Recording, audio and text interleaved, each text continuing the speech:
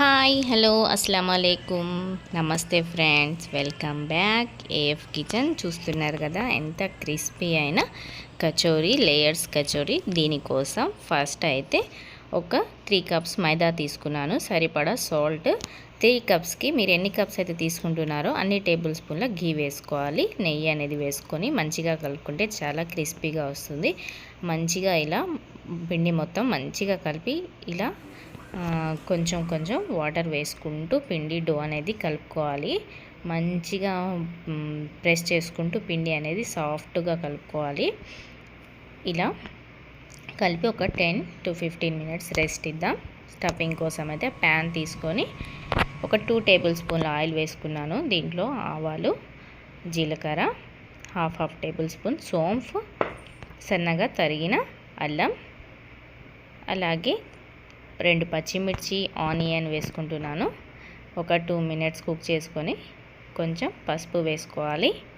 దీంట్లో ఉడకబెట్టి మ్యాష్ చేసుకున్న ఆలూని వేసుకోవాలి. ఆలుగడ్డని వేసుకొని మంచిగా కలుపుకోవాలి ఈ మసాలాలన్నీ. ఇలా 2 మినిట్స్ కుక్ చేసుకున్న తర్వాత రెడ్ చిల్లీ పౌడర్, ధనియాల పౌడర్, సాల్ట్, చాట్ మసాలా వేసుకోవాలి. లేకపోతే గరం మసాలా వేసుకోవచ్చు, మీ దగ్గర ఉంటే ఆమ్చూర్ పౌడర్ కూడా వేసుకోవచ్చు, చాట్ మసాలా లేకుండా.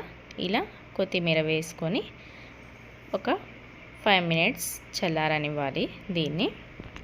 ఇంత పిండి చూద్దాం. మన పిండి ఒక 10 మినిట్స్ రెస్ట్ ఇచ్చాం కదా. ఇప్పుడు చపాతీ చేసుకునే సైజ్ బౌల్ తీసుకోవాలి. ఒకసారి ఒక బౌల్లో 2 కచోరీస్ అయ్యేంత సైజ్ బౌల్ తీసుకొని పెద్దగా చపాతీని రోల్ చేసుకోవాలి. పల్చగా పెద్దగా రోల్ చేసుకోవాలి. ఇలా రోల్ చేసుకున్న తర్వాత దీంట్లో కొంచెం ఆయిల్, ఒక 2 డ్రాప్స్ 3 డ్రాప్స్ ఆయిల్ వేసి ఇలా మంచిగా స్ప్రెడ్ చేసుకోవాలి. లేదంటే మన ఫింగర్స్ని ఆయిల్లో డిప్ చేసి 2 ఫింగర్స్ ఇలా స్ప్రెడ్ చేసినా సరిపోతుంది ఆయిల్. పైనుంచి మంచిగా పొడిపిండి చల్లుకొని ఈ లేయర్స్ రావటం కోసం ఇక్కడ ఫస్ట్ మనం ఫోల్డింగ్స్ చేసుకోవాలి. ఇలా ఒక ఫోల్డ్ చేసుకున్న తర్వాత మళ్ళీ కొంచెం ఆయిల్, మళ్ళీ పొడిపిండి చల్లుకొని ఇలా మళ్ళీ ఇంకో ఫోల్డింగ్ చేసుకోవాలి. ఇలా చేసుకుంటే ఫోల్డింగ్స్, మంచి ఫోల్డింగ్తో కచోరీ అనేది రెడీ అవుతుంది. చాలా ఈజీగా చేసుకోవచ్చు. ఇలా ఒకసారి చేసుకుంటే మనకు 2 అనేవి రెడీ అయిపోతాయి కచోరీస్. దీంట్లో చాలా సింపుల్గా చేసుకోవచ్చు. ఇలా క్లోజ్ చేసుకున్న తర్వాత చూసారు కదా, ఇలా మంచిగా రోల్ చేసుకుంటే ఇప్పుడు దీంట్లో 2 చేసుకోవాలి. దీన్ని కట్ చేయాలి. ఇలా థ్రెడ్తో కట్ చేయండి. లేయర్స్ అనేది ఎక్కడా ఖరాబ్ కాకుండా మంచిగా వస్తాయి. నైఫ్తో కట్ చేస్తే లేయర్స్ అనేవి ఖరాబ్ అయిపోతాయి. చూసారు కదా ఎంత మంచి లేయర్స్ ఉన్నాయో దీంట్లో. ఇలా అన్నీ రెడీ చేసి పెట్టుకున్నాను. దీంట్లో పొడిపిండి చల్లాల్సిన అవసరం లేదు. ఇలా లైట్గా లేయర్స్ డిస్టర్బ్ కాకుండా లైట్గా చిన్న పూరీలుగా ప్రెస్ చేసుకోవాలి. ఇలా అన్నీ ప్రెస్ చేసి పక్కన పెట్టేసుకున్నాను. ఇప్పుడు స్టఫింగ్ కూడా చల్లారింది, బౌల్స్ చేసి పెట్టుకున్నాను ఆలు. ఇప్పుడు లేయర్స్ అనేది మంచిగా కింద వైపు పెట్టి పైన ఒక ఆలు స్టఫింగ్ పెట్టుకోవాలి. ఇలా క్లోజ్ చేసుకోవాలి. ఇలా ప్రెస్ చేసుకుంటూ మంచిగా క్లోజ్ చేసి ఎక్స్ట్రా వచ్చింది ఇలా తీసేయాలి. స్టఫింగ్ అనేది బయటికి రాకుండా మంచిగా ప్రెస్ చేసుకోవాలి. చూస్తున్నారు కదా, ఒకటి రెడీ అయిపోయింది.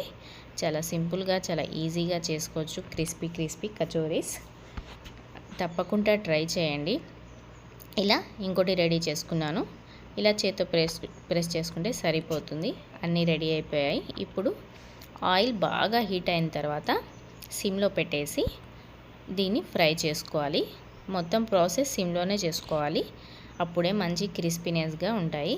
కొంచెం పొంగిన తర్వాత ఇలా టర్న్ చేసుకొని మంచి కలర్ వచ్చేంత వరకు దీన్ని ఫ్రై చేసుకోవాలి. చూస్తున్నారు కదా, మంచి లేయర్స్ క్రిస్పీగా కచోరీస్ అనేవి రెడీ అయిపోయాయి. ఎవరైనా కొత్తగా నా ఛానల్ని చూస్తుంటే ప్లీజ్ సబ్స్క్రైబ్ చేసుకోవటం అస్సలు మర్చిపోవద్దు. అందరూ ట్రై చేయండి, టేస్ట్ చేయండి. చాలా బాగుంటాయి. చాలా సింపుల్గా చేసుకోవచ్చు. వీడియో నచ్చితే లైక్ చేయడం, షేర్ చేయడం అస్సలు మర్చిపోవద్దు. Thank you.